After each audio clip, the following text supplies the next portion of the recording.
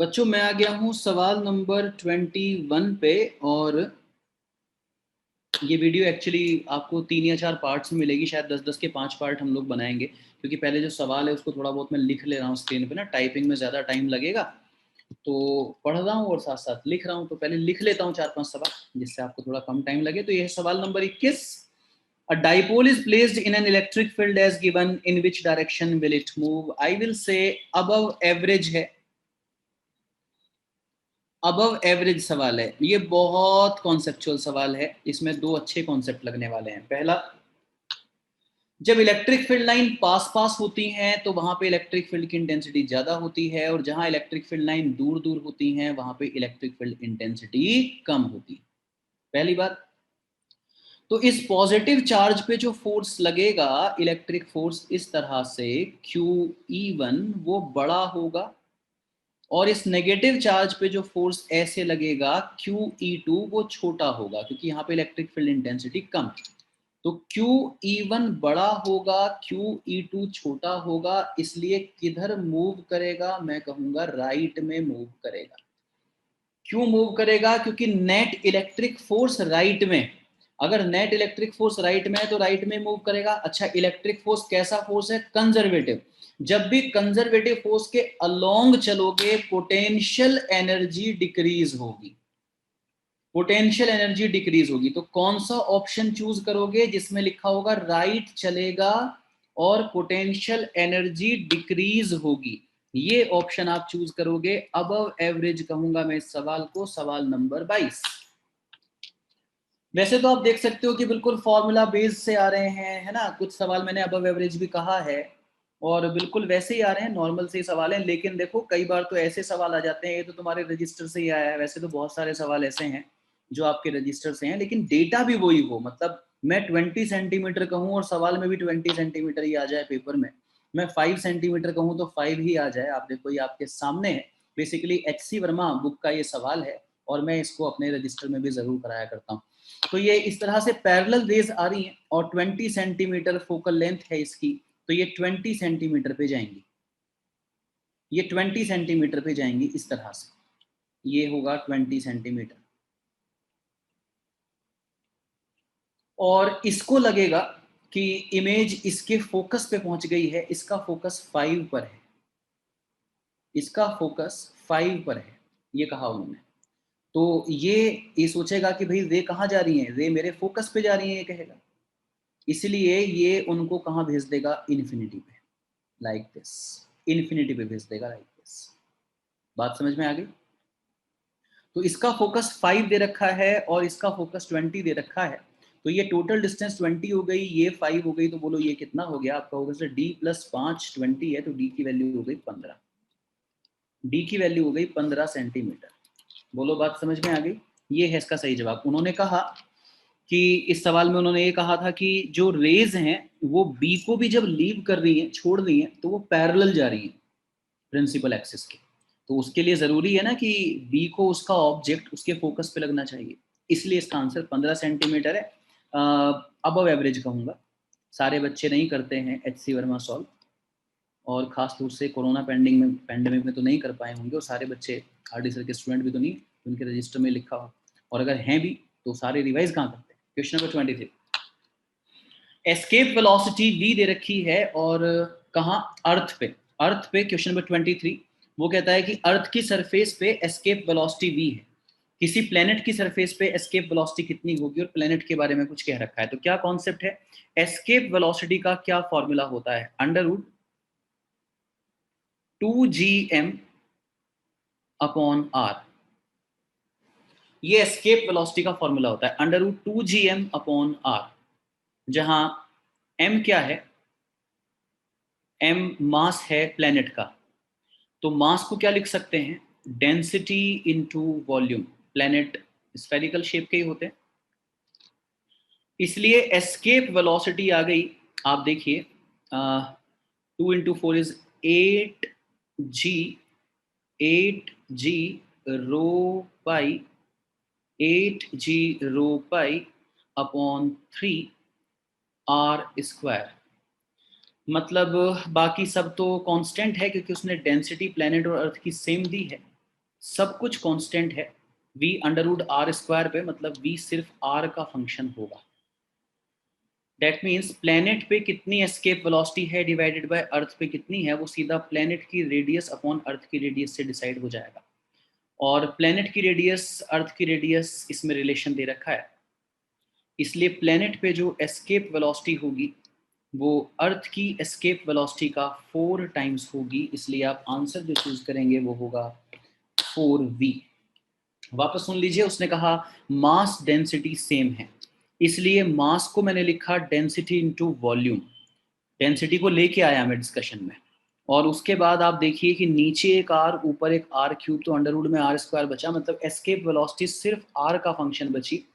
तो जो आर का रेशो दे रखा है वही आपका एस्केप वेलोसिटी का रेशो होगा। Then question number 24 again from your class register. इसके अलावा कई बार नोट्स वगैरह में भी ये कई बार दिया है, ऐसे कई सवाल आए हैं, बाई चांस अब बोल रहा हूँ, इससे पहले भी कई सवाल ऐसे आए हैं जो आपको मैंने या तो टेस्ट में दिए होंगे, आपके रजिस्टर में होंगे। तो जैसे ये जो आपका सवाल है, इसमें इस तरह से एक लाइट आई है, इस सवाल की लैंग्वेज अगर मैं पढ़ दूं, that is question number 24। 1 second. इन्होंने कहा कि इलेक्ट्रोमैग्नेटिक वेव आई है जिसकी वेवलेंथ लैम्डा है और जिस सरफेस पे आई है उसका वर्क फंक्शन नेग्लिजिबल है, एम मास का फोटो इलेक्ट्रॉन निकला है, तो उसकी डी ब्रॉगली वेवलेंथ बता दीजिए। तो प्यारे बच्चों, जब लाइट आई है जिसकी एनर्जी है लैम्डा, तो h c by lambda energy की लाइट आई है, तो work function plus K max Einstein photoelectric equation phi 0 दे रखा है, इसका मतलब जो काइनेटिक एनर्जी होगी वो ज़्यादा से ज़्यादा एच सी अपॉन लेमडा होगी, काइनेटिक एनर्जी मैक्सिमम इतनी होगी। वो कह रहा है डी ब्रॉगली वेवलेंथ बता दीजिए। तो डी ब्रॉगली वेवलेंथ क्या होती है, एच अपॉन पी, ये होती है de Broglie wavelength, H upon P, P मतलब मोमेंटम पार्टिकल का, इसलिए डी ब्रॉगली वेवलेंथ कितनी आ गई, एच अपॉन पी मतलब मोमेंटम, मोमेंटम को आप अंडर रूट 2m के कह सकते हो, अंडर रूट 2m के कह सकते हो, के मतलब काइनेटिक एनर्जी। तो ये डी ब्रॉगली वेवलेंथ आ गई H upon under root 2m, के की जगह लिख दिया एच सी बाई लेमडा, के की जगह लिख दिया एच सी बाई लेमडा। तो ऊपर देखो एक एच है, नीचे रूट एच है, इसलिए ऊपर रूट एच बचेगा, ये रूट लेमडा भी ऊपर ही चला जाएगा और नीचे अंडर रूट में 2mc बचेगा, इसीलिए lambda D is equal to under root h upon 2mc, okay, into root lambda, into root lambda. अगर मैं दोनों तरफ स्क्वायर कर दूं तो lambda D square is equal to, lambda D square is equal to h upon 2mc into lambda. तो इस lambda की वैल्यू आ गई 2mc upon h times of lambda D square. ये ऑप्शन गिवन है, बेसिकली वो लैम्डा डी नहीं, lambda और लैम्डा डी का रिलेशन पूछ रहा था। तो lambda D is equal to 2mc upon h into lambda square. तो जो पेपर मेरे पास है उसके हिसाब से इसका आंसर सी है। कैलकुलेशन में थोड़ा बहुत दिमाग लगाना था, अबव एवरेज तो नहीं कहूँगा क्योंकि बहुत ही फेमस सा सवाल है, सभी किताबों में दे रखा है, एवरेज जरूर कहूँगा, एवरेज है ये सवाल। 24 के बाद बच्चों क्वेश्चन नंबर 25 जो मेरे पेपर में है वो बात ये कर रहा है कि बच्चों एस्ट्रोनॉमिकल टेलीस्कोप में ऐसा क्यों करते हैं कि ऑब्जेक्टिव का अपर्चर बड़ा हो और आई पीस का छोटा हो, ऐसा क्यों करते हैं एस्ट्रोनॉमिकल टेलीस्कोप में। उसने 4 ऑप्शन लिखे हुए हैं। लार्जर अपर्चर जो है वो विजिबिलिटी और क्वालिटी को थोड़ा सा बढ़ाता है। लार्ज एरिया जो है ऑब्जेक्टिव का वो इंश्योर करता है बेटर लाइट गैदरिंग पावर। एक और ऑप्शन है large aperture provides a better resolution. तो सारी की सारी बातें ठीक हैं, इसलिए question number 25 all of the above, ये आपको इसमें टिक करना था। सारी ही सारी बातें जो है वो बिल्कुल ठीक हैं इसकी। आगे बढ़ते हैं बच्चों। ये सवाल ये कहता है कि आपके पास 2 चार्ज्ड स्फेरिकल कंडक्टर्स थे और इनकी रेडियस r1 r2 थी, इनको एक वायर से कनेक्ट कर दिया तो इनकी सरफेस चार्ज डेंसिटी का रेशो कितना हो जाएगा। तो बच्चों जब आप इस तरह से वायर से कनेक्ट कर देंगे तो चार्ज का फ्लो तब तक होता रहेगा जब तक कि दोनों का पोटेंशियल सेम नहीं हो जाता। इसका मतलब थोड़ी देर के बाद इन दोनों का पोटेंशियल सेम हो जाना चाहिए। तो पहले वाले का पोटेंशियल दूसरे वाले के पोटेंशियल के बराबर हो जाना चाहिए, तब तक चार्ज का फ्लो होता ही रहेगा। That means Q1 upon Q2 की जो वैल्यू है वो R1 अपॉन R2 के बराबर होगी, equation number 1। Q1 upon Q2 की जो वैल्यू है वो R1 अपॉन R2 के बराबर, और ये मैं उस Q1 Q2 की बात कर रहा हूँ कि जब वायर से कनेक्ट हो चुका है तो उसके बाद जो इस पे चार्ज बचा है और इस पे जो चार्ज बचा है Q1 Q2 है, ठीक है। तो इस टाइम इनकी सरफेस चार्ज डेंसिटी का रेशो पूछ रहा है, तो मैं कहूँगा सरफेस चार्ज डेंसिटी होती है charge upon surface area divided by charge upon surface area. So that will be Q1 into 4 pi R2 square divided by Q2 into 4 pi R1 square. 4 पाई से 4 पाई कैंसिल हो जाएगा। Q1 upon Q2 R1 upon R2 है, into R2 upon R1 का square, तो एक एक cancel हो जाएंगे, इसलिए आंसर जो बचेगा वो होगा R2 अपॉन R1। ये फाइनल आंसर होगा। एवरेज कैटेगरी में जाएगा सवाल, एवरेज है ये, एवरेज प्रॉब्लम है। नेक्स्ट क्वेश्चन, नेक्स्ट क्वेश्चन बच्चों, जो कि है क्वेश्चन नंबर 27 है ना। मैं एक बार क्वेश्चन लिख लेता हूं। देखो, स्मार्ट बच्चों के लिए ये वाला सवाल सॉल्व करना थोड़ा सा आसान था, लेकिन इसमें मैं सवाल को इसको अबव एवरेज ही कहूँगा, क्योंकि इसमें दो एक कॉन्सेप्ट हैं और इतना टाइम भी नहीं था। आज का पेपर लेंदी था कि इतना डीपली बच्चा सोच ले, थोड़ा कंफ्यूज रहता है ये बच्चा पेपर में। तो इसमें पहला कॉन्सेप्ट तो ये है कि इसने दे रखा है कि वेव मोशन एक्स डायरेक्शन में हो रहा है, तो ई और बी की सही डायरेक्शन का अंदाजा लगाएं। तो आपको पता होना चाहिए कि जो वी होगा उसकी वही डायरेक्शन होगी जो ई क्रॉस बी की डायरेक्शन होगी। जो ई क्रॉस बी की डायरेक्शन होगी वही वी की डायरेक्शन होगी। पहले तो बहुत अच्छा कॉन्सेप्ट ये है, यही बहुत सारे बच्चों को नहीं पता होगा। तो इसलिए ई क्रॉस बी की डायरेक्शन वो आनी चाहिए जो वेलोसिटी की डायरेक्शन है। वेलोसिटी की डायरेक्शन एक्स है। तो सवाल ये बन गया आसान भाषा में कि इन चारों में से वो कौन सा ऑप्शन है जिसका क्रॉस प्रोडक्ट करें तो आई कैप आ जाए, ठीक है। तो आप देखो, अगर क्रॉस प्रोडक्ट करना है और आप दो आइडेंटिकल वेक्टर्स का क्रॉस प्रोडक्ट कर दोगे तो ऐसे केस में तो जीरो आ जाएगा, कि क्रॉस प्रोडक्ट में आता है sine theta sine zero zero होता है। दो आइडेंटिकल वेक्टर्स का क्रॉस प्रोडक्ट तो जीरो हो जाएगा, इसलिए पहला और दूसरा तो चले गए। अगर आप लास्ट ऑप्शन को भी देखें तो वो एंटी पैरेलल वेक्टर हैं, दोनों एंटी पैरेलल वेक्टर है, तो साइन 180 भी जीरो ही होता है, इसलिए आपका आंसर थर्ड होगा। और आप इसका क्रॉस प्रोडक्ट करके देख लो, वो आई कैप की डायरेक्शन में ही आ जाएगा। लेकिन सवाल मतलब इतना मुश्किल नहीं था, पर मैंने कहा इतना सोच नहीं पाता ना बच्चा, टीचर का सोचना बच्चे का सोचना अलग होता है। बच्चों, क्वेश्चन नंबर 28 कहता है कि 90 से 80 टी मिनट में हुआ, न्यूटन्स लॉ ऑफ कूलिंग से है 90 माइनस 80 डेल्टा थीटा अपॉन जो भी टाइम लगा इज इक्वल टू माइनस के theta 90 plus 80 by 2 minus theta naught is 20. So this is 10 by t is equal to minus k।